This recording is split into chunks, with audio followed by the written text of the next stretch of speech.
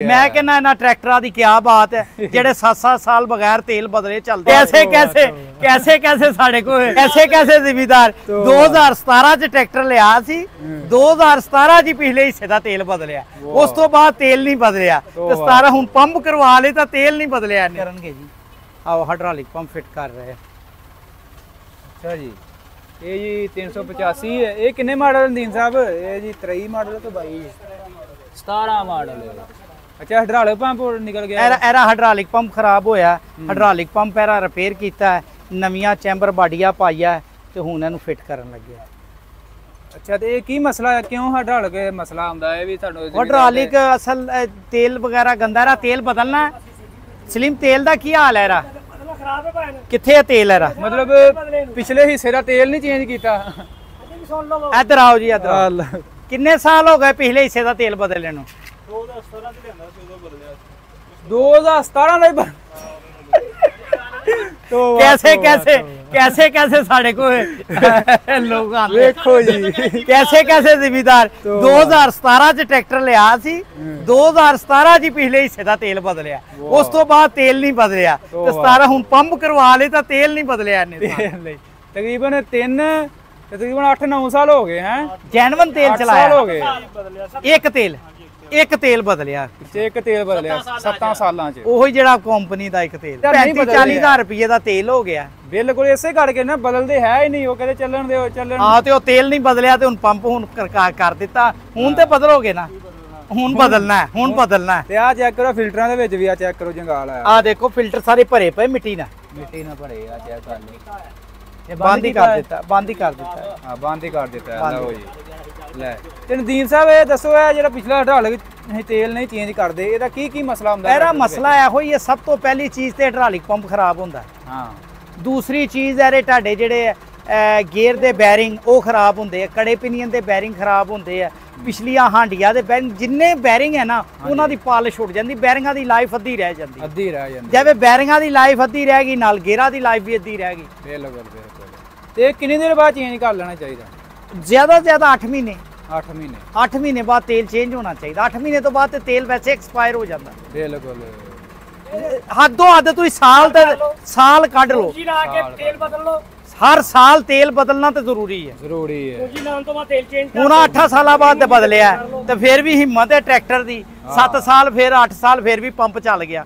मैं कहना इन्हां ट्रैक्टरां दी क्या बात है जेड़े 7-7 साल बगैर तेल बदले चलते पे यही साडे जिमीदार है। फिर लोग कहंदे ट्रैक्टर बड़े निकम्मे ट्रैक्टर बड़े निकम्मे हैं। देखो जी इत्थे हुण दसो कंपनी दी गलती दसो किहदी गलती है इत्थे? और नहीं और कंपनी की गारंटी करी हो गारंटी खत्म हो गई हुण मालका दी गलती है वो 7 साल ना बदलन ते ए हुण कितना खर्चा आ गया नदीम साहब हुण इहदे ते वाला आ ते हुण सलीम साहब बिल बनाणगे जेड़ा कोई बनेगा 25-30 हज़ार रुपया क्यों जी सलीम साहब? उत्ते बनेगा जी 22-23 हज़ार दा तेल हो गया 23 हज़ार दा तेल हो गया ते हाइड्रोलिक पंप आ के 50 हज़ार तो टप जाएगा। लो जी 7 साल बाद तेल चेंज हो रहा फिर नाल पंप भी चेंज हो रहा पंप भी सारा गया। लो जी दोस्तों इस तो इलावा तुहानू मैं दिखावा है 385 है 2017 मॉडल ये तुहानू पता है पहला तकरीबन 18-19 तक ना आंदे रहे ने स्टैनाडाइन पंप आंदे रहे आ चेक करो चूहा पंप जिन्हों आंदे स्टैनाडाइन ते भाई हुणां पुछदे आ कि स्टैनाडाइन पंप कैसे ने। भाई हुणां दा कहना 2017 दे विच इन्ना इहदा काम लिया ना इहदे नाल ते तकरीबन कहते बहुत मजा कराया सानू स्टैनाडाइन पंप ने। भाई हुणी अज आए ने जी भाई अस्सलाम वालेकुम जी।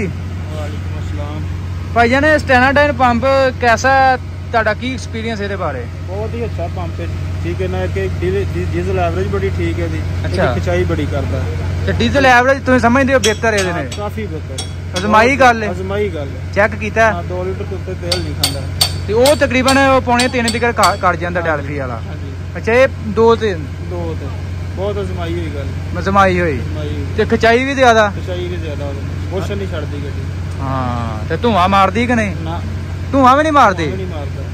हां हुण ते खुले आने तुहानू दिखांदे कि धुआं मारदा कि नहीं ते पिछले हिस्से तुसीं काफी तकरीबन 7 सालां दे विच एक दफा इंजन बदलिया है। हां तेल एक दफा ही बदलिया लियांदा एक दफा तेल बदलिया ते केड़ा काम करदे इहदे नाल? जीविंदा नहीं करीदा इहदे नाल किन्ना की पांदे इहदे हल्ला भी डिस्कां भी अच्छा रोटावेटर भी चलाईदा ठीक है मतलब पूरा काम कर रहे पूरा हो काम कर रहे हैं। ਤੇ ਫਿਲਹਾਲ ਇੰਜਨ ਵੀ ਨਹੀਂ ਤੁਹਾਂ ਕਰਾਇਆ ਅਜੇ ਤੱਕ ਜਨਮ ਨਹੀਂ नहीं चलता। ਵੈਰੀ ਗੁੱਡ ਇਹ ਤੁਹਾਨੂੰ ਪੁੱਛਣਾ ਸੀ ਜੀ ਇਹ ਜੀ ਜਿਸ ਤਰ੍ਹਾਂ ਕਿ ਤੁਸੀਂ ਜ਼ਮੀਨਦਾਰ ਦੇ ਵੀ ਪੁੱਛਿਆ ਉਹਨਾਂ ਨੇ ਦੱਸਿਆ ਤੁਹਾਨੂੰ ਕਿ ਸਟੈਨਾਡਾਈਨ ਪੰਪ ਭਾਈ ਉਹਨਾਂ ਦਾ ਕਹਿਣਾ ਬਹੁਤ VIP ਚੱਲਿਆ ਕਿ 2017 ਤੋਂ ਅਜੇ ਤੱਕ ਇਹਨਾਂ ਇੰਜਨ ਵੀ ਨਹੀਂ ਕਰਾਇਆ ਤਕਰੀਬਨ 17 ਤੇ 3 ਤਕਰੀਬਨ 5-6 ਸਾਲ ਹੋ ਗਏ ਜੀ 6 ਸਾਲ ਇੰਜਨ ਚੱਲ ਗਿਆ 6 ਸਾਲ ਕਿ 7 ਸਾਲ ਲਾ ਲਓ 8 ਸਾਲ ਲਾ ਲਓ ਇੰਜਨ ਚੱਲਿਆ 2017 ਦਾ ਤੁਹਾਨੂੰ ਕੇਸੀ ਪੱਤਰੀ ਵੀ ਦਿਖਾ ਦੇ ਆ ਚੈੱਕ ਕਰੋ ਜੀ 385 2017 ਠੀਕ ਹੈ 7-8 ਸਾਲ ਜਿਹੜਾ 8 ਸਾਲ ਇੰਜਨ ਚੱਲਿਆ